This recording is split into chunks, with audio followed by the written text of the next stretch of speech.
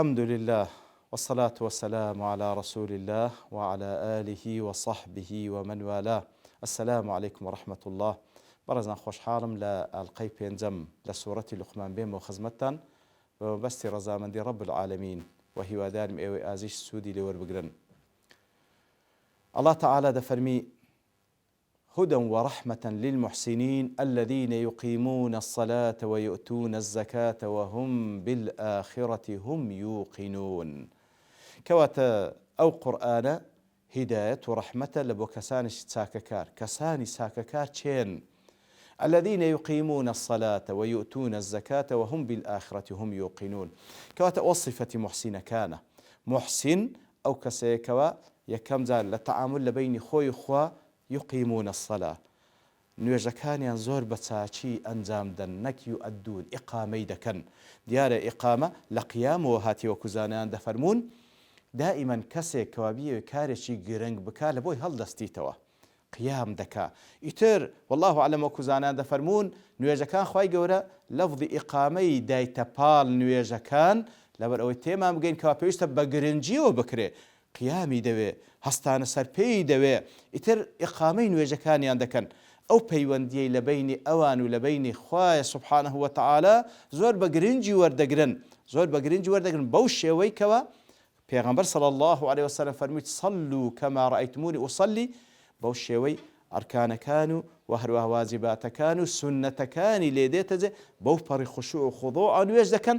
فعلا لەبەر ئەوەی نوێژ لە نێو ئەرکانەکاندا لە دوای ڕوکنی شەهادەتەین گرنگترینی ئەرکانەکانە لەبەر ئەوەی فعلا لە قەدەر پەیوەندید لەگەڵ الله تعالى ئەو ئینسانە باقی کارەکانی دیکەی چاک دەبی و پاک دەبی و دڵسۆزی لێ دێتە جێ. لە دوای ئەو دەفەرمی وەیؤتونە الزەکات زەکاتی ماڵیان دەردەکەن.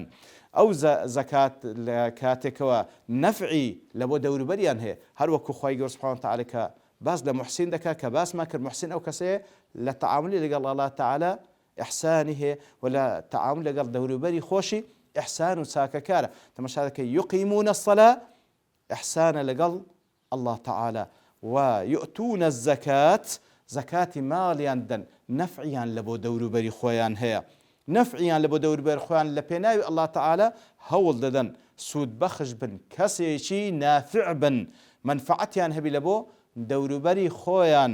ئیتر بەو شێوەی فعلا صفەتی ئیحسانیان لێ دێتە جێ. اینجا لە صفەتی دواتریش دەفەرمی وبالآخرة هم يوقنون و هەروە دەربارەی ئاخرەت کە لە دوای مردنەوە دەست پێ دەکا هەتاوەکو کۆتایی پێدێ بە بەهەشت و بە جەهەنەم ئەوان یەقینیان هەیە وبالآخرة هم يوقنون کەواتە لە بۆ تەئکید خوای گەورە ضەمیری فەسڵ کەوا هم خوای گەورە بەکاردێنێتن لە بۆیان هەر ئەوان بە تەئکید محسینەکانن کەوا یەقینیان بە ئاخرەت هەیە بەڕاستی ئیمان بە ئاخرەت. تەماشا دەکەی لە قورئانی پیرۆز لە دوای قەزیەی تەوحید و یەکتاپەرستی خوای گەورە زۆر تەئکید لەسەر کرایەوە. وەکو زانان دەفەرمون هیچ لاپەڕەیەک لە قورئانی پیرۆز نییە کە باسی ئاخرەت تێدا نەبی چ بە تەسریح چ بە ئیشارەت. ئیتر بەڕاستی لە قەدەر یەقین بە ئاخرەت ئەو کەسە فعلا محسن و چاکەکارە هەم لە تەعامل لەگەڵ خوای گەورە هەم لە تەعاملی لەگەڵ بەندەکانی خوا هەم لە نوێژەکانی هەم لە زەکاتی کەواتە بەڕاستی یەقین بە ئاخرەت کە ئەسڵ وایە هەموو مسلمانێک یەقینی بە ئاخرەت هەبێت لەبەر ئەوەی مەسئلەی اعتقاد شەک و گومان تێدا جێی نابیتەوە بەڵکو ئەسڵ لە اعتقادی مسلمان بەرامبەر بە خوا سبحانه وتعالى بەرامبەر بە ئاخرەت و بەرامبەر بە باقی ئەرکانەکان پێویستە لەسەر یەقین بیناکرابیتن هیچ شەک و گومانی تێدا نەمینێتن. لە خوای گەورە دەپاڕین لەو کەسانە بین کەوا محسین و چاکەکارین و صفاتی محسینیشمان لێ دێتە جێ الذين يقيمون الصلاة ويؤتون الزكاة وهم بالآخرة هم يوقنون. وصلى الله وسلم على نبينا محمد وعلى آله وصحبه أجمعين وآخر دعوانا أن الحمد لله رب العالمين.